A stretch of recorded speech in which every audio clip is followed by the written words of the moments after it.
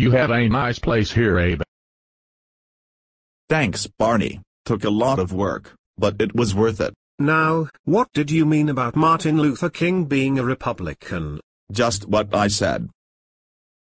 He was. During the civil rights era of the 60s, Dr. King was fighting the Democrats, who stood in the schoolhouse doors, turned skin-burning fire hoses on blacks, and let loose vicious dogs. Democrats did that? Yes, particularly in the South. It was Republican President Dwight Eisenhower who pushed to pass the Civil Rights Act of 1957 and sent troops to Arkansas to desegregate schools. Eisenhower also appointed Chief Justice Earl Warren to the U.S. Supreme Court, which resulted in the 1954 Brown v. Board of Education decision ending school segregation.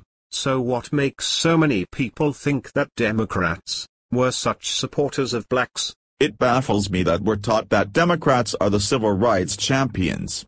They are absolutely the opposite. First of all, the Republican Party was created to be the party against slavery. Because the Democrats were pro-slavery, Lincoln was a Republican, and not in name only. As so-called scholars are teaching on campuses across the country, you'd never know it by how Republicans are portrayed now.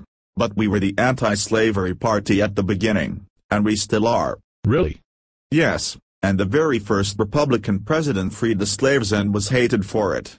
He was consequently murdered by a Democrat. Booth was a Democrat. Yes, and the Ku Klux Klan was created by the Democrats, for the express reason of terrorizing blacks and Republicans in the South, to prevent them from voting. And every known Klansman that were members of Congress has been a Democrat. Imagine what a far different nation the United States would be, had not the Republicans been around to block the Democrats' efforts. It's frightening, to say the least.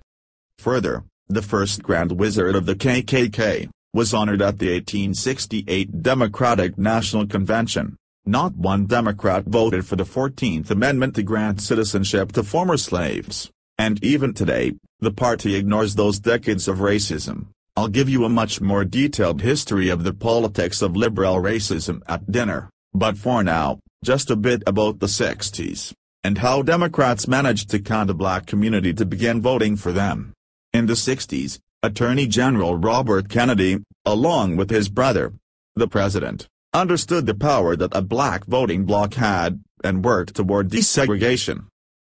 But at the same time, knowing the FBI director, Hoover, also hated Dr. King, RFK used that to have Hoover shadow Dr. King's every movement, the movements of his associates, and wiretap Dr. King and other leaders of the Southern Christian Leadership Conference, Dr. King's civil rights organization, and shortly after that, LBJ, also recognized the power of the black voting bloc, and once said, "These Negroes, they're getting pretty uppity these days. And that's a problem for us since they've got something now they've never had before, the political pull to back up their uppityness." And so, after signing the Civil Rights Act, he said, "I'll have those niggers voting Democratic for the next 200 years.